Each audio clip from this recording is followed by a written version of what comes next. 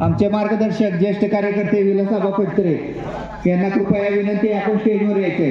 राज्य संचालक अशोक ताटे पाटील यांनाही नम्र विनंती आपण स्टेजवर यायचंय. जळगावचे सरपंच माजी सैनिक संघटनेचे अध्यक्ष प्रल्हाद जाधव आणि सुरेशरावजी पटकरे.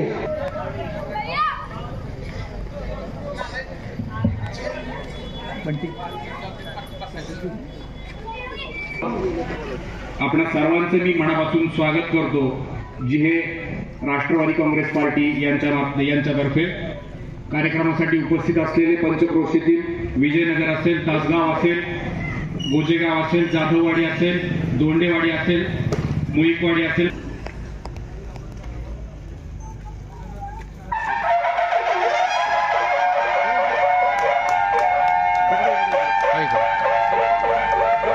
याच्यानंतर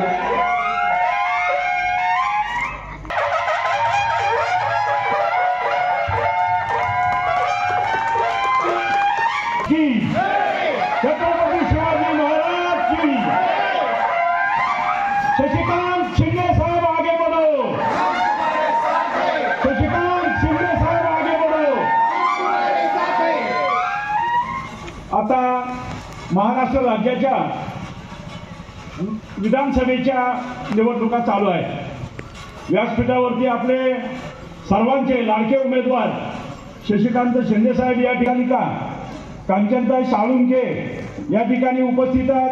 त्या सर्वांचं स्वागत केलेलेच आहे. आता आपण असा विचार करूया, आपण मतदान करणार आहोत 20 तारखेला. 20 तारखेला मतदान करताना आपल्याला आमदार निवडायचे आहे.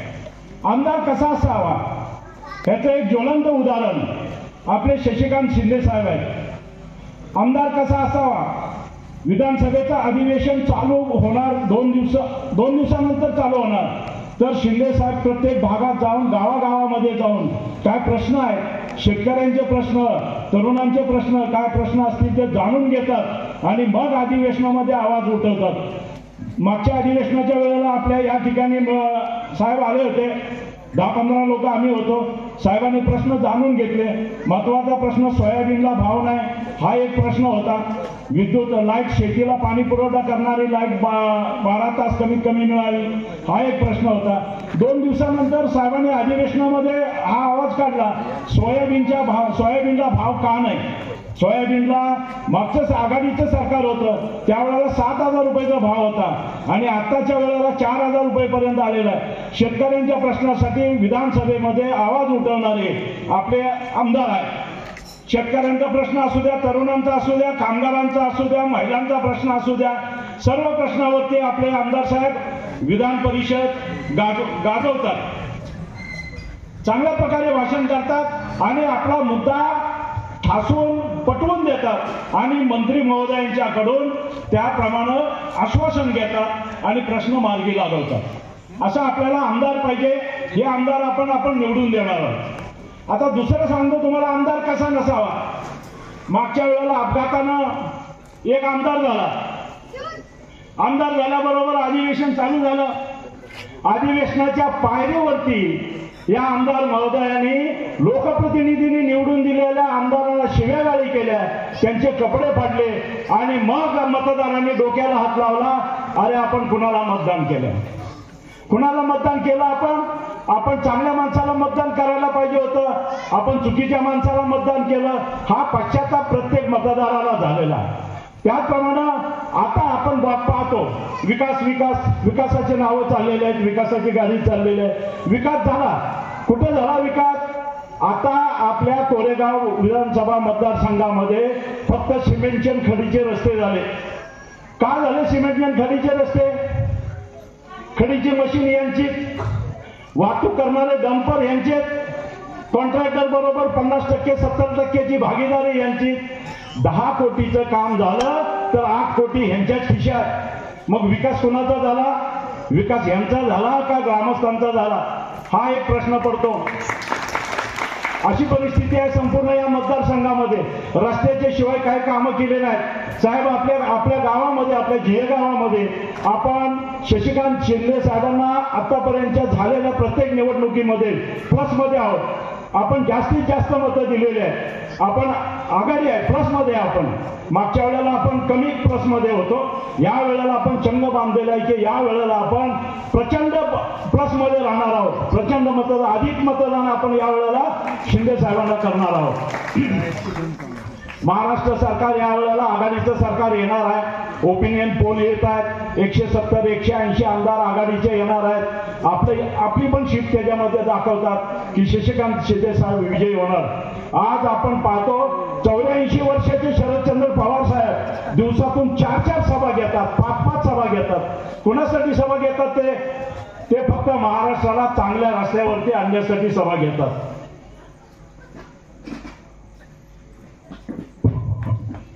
रस्त्यावरती मुरुम टाकायचा हे आमच्या गावामध्ये कामं झाले. 5 वर्षामध्ये या आमदार फंडातून आमच्या गावाला, जे गावाला 5 रुपये सुद्धा मिळाले नाहीत 5 वर्षामध्ये. आणि एक फक्त हा मराठी शाळेपासून तालमीपर्यंतचा रस्ता सिमेंटचा काँग्रेसचा गेल्या वर्षी झाला. आणि या वर्षी नुसतं लालूच दाखवलं आणि निवडणुका जवळ आल्या म्हणून स्टँड पासूनचा रस्ता करायचा. किती लोकांनी हाल अपेष्ट केले हा रस्ता सहन करताना. रस्ता दुरुस्त होतोय. लोक गावातले म्हणायचे आपल्या गावाचा रस्ता होतोय, गावाचा रस्ता होतोय. चांगली गोष्ट आहे. सहकार्य केलं, सगळ्यांनी सहकार्य केलं. चिखलात पडले लोक, मोटरसायकलवरून पडले, गाड्या अडकल्या, तरी पण सर्वांनी सहकार्य केलं. आणि यांनी रस्ता दुरुस्त करताना काय केलं तर त्या बेगर वस्तीपासून जो रस्ता ड्रॉप केला ते सडकेपर्यंत, बेगर वस्तीपासून सडकेपर्यंतचा रस्ता का नाही केला तर हे मतदार आपलं नाही. आणि या ठिकाणची 2-4 घरं जे आहेत हे राष्ट्रवादीला मानणारी घरं आहेत असं म्हणून तो रस्ता सडकाच्या पलीकडनं त्या ह्याच्यापर्यंत, दबदरीपर्यंत तो रस्ता पुढे नेला. अलीकडचा रस्ता सोडून दिला, नुसता मुरुम टाकला, मुरुम पण नाही टाकला. अशी परिस्थिती म्हणजे तोंड बघून कामं करायची आणि हे विकास करायचा हे या आमदारांचं चाललेलं आहे. आता आपल्याला कुठेतरी यांना थांबवलं पाहिजे. आणि म्हणून या वेळेला आपण कार्यक्षम आमदार, कार्यसम्राट आमदार कशाला म्हणतात, यांना आपण शशिकांत शिंदे साहेबांना आपण निवडून द्यायचे आणि शरदचंद्र पवार साहेबांचे हात आपल्याला बळकट करायचे. आणि महाराष्ट्रामध्ये जे भारतीय जनता पक्षानं महाराष्ट्राचा जी संस्कृती लयाला घालवलेली आहे, काय ठेवलेलं नाही, फोडायचं, झोडायचं आणि पैसे वाटून आमदार खरेदी करायचे, हे जे पद्धत चाललेलं आहे ते लोकांना पटलेली नाही. आता एकनाथ शिंदे मुख्यमंत्री झाले, अजितदादा काही आमदारांना घेऊन गेले, ते फक्त आमदारांना घेऊन गेले, मतदारांना घेऊन गेले नाहीत. मतदारांना हे पटलं नाही, समजलं नाही, म्हणजे मतदारांना हे मान्य नाही. ते मतदार त्यांच्या मागे नाही आहेत. आता जे पक्ष सोडून दुसऱ्या पक्षामध्ये गेले त्यातले किती लोक पुन्हा निवडून येत आहेत हे आपण बघूया. ह्याच्यातले 10% सुद्धा आमदार पुन्हा निवडून येणार नाहीत. शरद पवार साहेबांना जे माणसं सोडून गेले त्या माणसांना जनतेनं पुन्हा जागेवरती बसवलेलं आहे हे बघतो आपण. आणि आता शरद पवार साहेब दिवसातून 84 वर्ष वयाच्या माणसांनी आतापर्यंत आजच्या 50वी सभा त्यांची आज झाली असेल कदाचित. आता काल 44वी सभा झाल्या होत्या. एका दिवसाला 4-4, 5-5 सभा घेतात. सकाळी 5 वाजल्यापासून रात्री 8-9 वाजेपर्यंत पवार साहेबांच्या सभा चालू असतात. कालची कोरेगावची सभा तर प्रचंड सभा झाली. कोरेगावची सभा बघून विरोधकांची हवा केली. मी तर म्हणतो विरोधक समजून गेले की आपलं काय ठिकाण लागणार नाही, काय चालणार नाही या ठिकाणी. आता निवडणुका जवळ आल्या म्हणून घोषणांचा पाऊस झाला. लाडक्या बहिणीला द्यायचं, ह्याला द्यायचं, त्याला द्यायचं, शेतकऱ्यांना द्यायचं. आपल्या आमदार साहेबांनी विधान परिषदेमध्ये मागे प्रश्न मांडला होता की जे कर्जदार रेग्युलर कर्ज भरलेले आहेत त्यांचे 50,000 रुपये साहेब अद्यापर्यंत दिलेले नाहीत. जे कर्जमाफी आघाडी सरकारने केली आणि नंतर पुन्हा पक्ष फुटून सरकार बदली झालं, सन्मान योजनेतले 50,000 रुपये अद्यापर्यंत शेतकऱ्यांना मिळाले नाही. हे काय सांगतात शेतकऱ्यांना कर्ज माफ करणार आणि काय करणार. लाडक्या बहिणीला आघाडी सरकार आल्यानंतर 3,000 रुपये दर महिन्याला देण्याचा साहेबांनी कबूल केलेला आहे. लाईट, विद्युत बिलाच्या बद्दल बोलायचं, लाईट माफी करणार शेतकऱ्यांना साहेब 12 तास कमीत कमी लाईट मिळावी एवढी अपेक्षा करतो. शेतकऱ्याच्या मालाला भाव मिळावा ही अपेक्षा करतो. आणि आपण जीएसटी वर ते भरतो. आता एक उदाहरण सांगतो. आता काय केलं बीजेपी सरकारने सांगितलं 3 सिलेंडर मोफत देणार आणि 3 सिलेंडर तुम्ही मोफत देणार.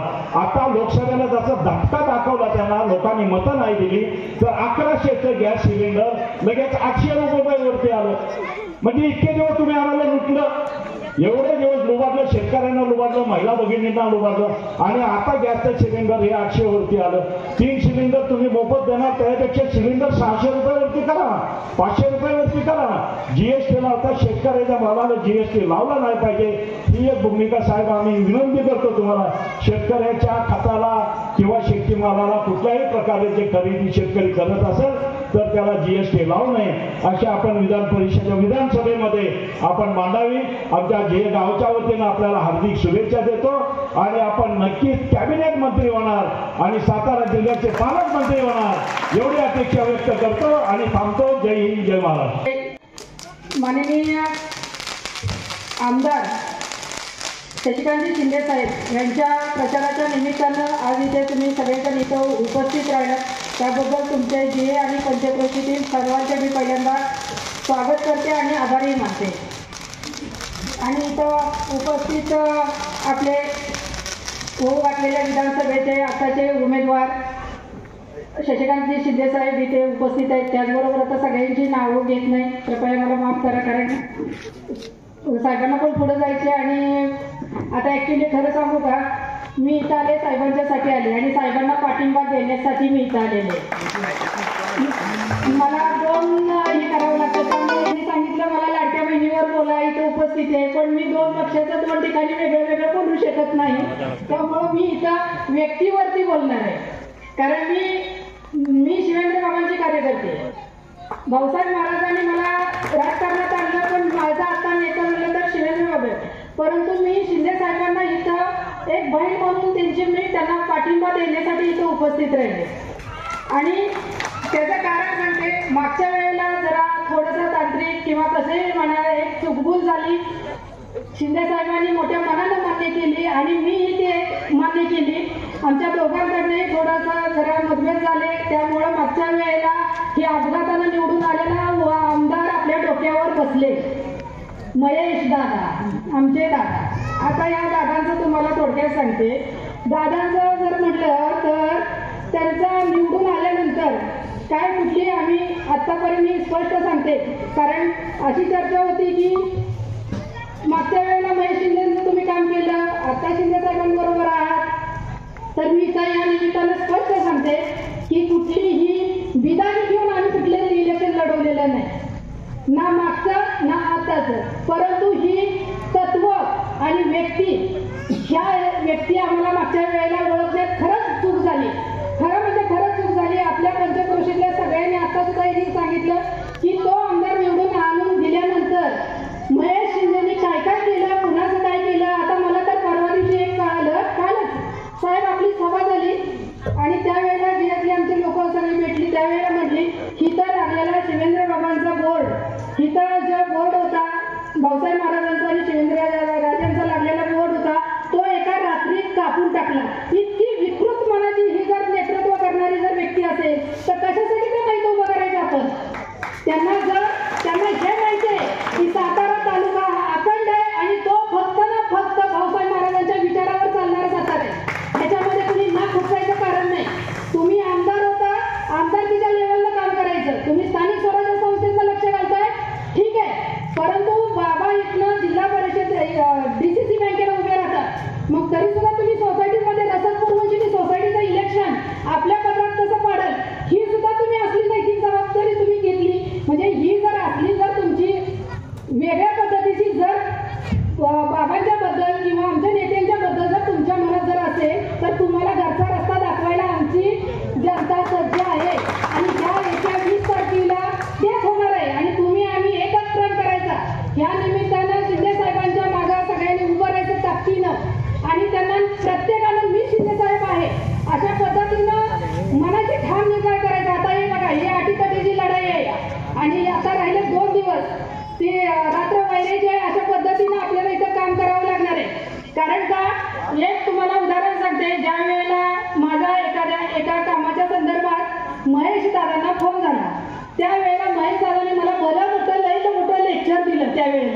ते काय म्हणले, ज्या वेळेला हे एकनाथ शिंदेजी साहेब सीएम झाले त्यावेळेचा माझा फोन त्यांचा तुम्हाला सांगते थोडक्यात.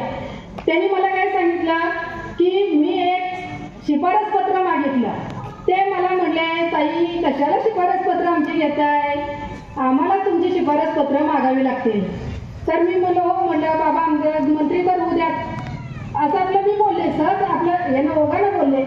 त्यावेळेला त्यांनी मला एक शब्द वापरला की शिंदे सरदारांनी लढाया करायच्या आणि भोसलेंनी त्याचा फायदा उठवायचा. शिंदे साहेब आपण पण सरदार होता. तर आता यांनी राजी लावल्या वडिलांच्या मुगळं म्हणल्यानंतर हे सरदार तर तुम्ही सरदार हे आम्हाला पण म्हणजे अजून हे आहे. तर विषय कसा येतो की शिंदे सरदारांनी लढाई करायची. आता ही लढाई केल्या म्हणजे कुठल्या केल्या, आपले छत्रपती शिवाजी महाराजांचे जे मावळे होते का नाही ते कधीही लढाई करताना बिरागी घेऊन त्यांनी नाही लढाया केल्या. जेवढे किल्ले घेतले ते स्वतःच्या ताकदीवर घेतले, कुठलाच्याही विरोधकांचा पैसा न घेता घेतले. पण ह्यांनी कुठली लढाई केली मग हो? ह्यांनी काय गुवाहाटीचा किल्ला जिंकला का? 50 टोक्यांमध्ये गुवाहाटीचा किल्ला जिंकून त्यांनी ते आम्हाला सांगतायत का की आम्ही लढाई केली आणि भोसलेंनी त्याचा फायदा घेतला? अहो, भोसले हे खानदानी छत्रपतींचे वारसदार आहेत, हे तुम्ही विसरलात का? तुम्ही सरदार असला तरी सुद्धा त्यांना इतिहास माहिती नाही की छत्रपती शिवाजी महाराज सरदारकी पाटीलकी बहाल करत होते आणि हे वंशज आहेत. आणि हे वंशजांनी जर ती पाटीलकी सरदारकी काढून घेतली तर तुमचं अस्तित्व शून्य, हे तुम्ही लक्षात घेतलं पाहिजे. त्यामुळं दोन्ही महाराजांवरती बोलताना 10 वेळा तुम्ही विचार केला पाहिजे.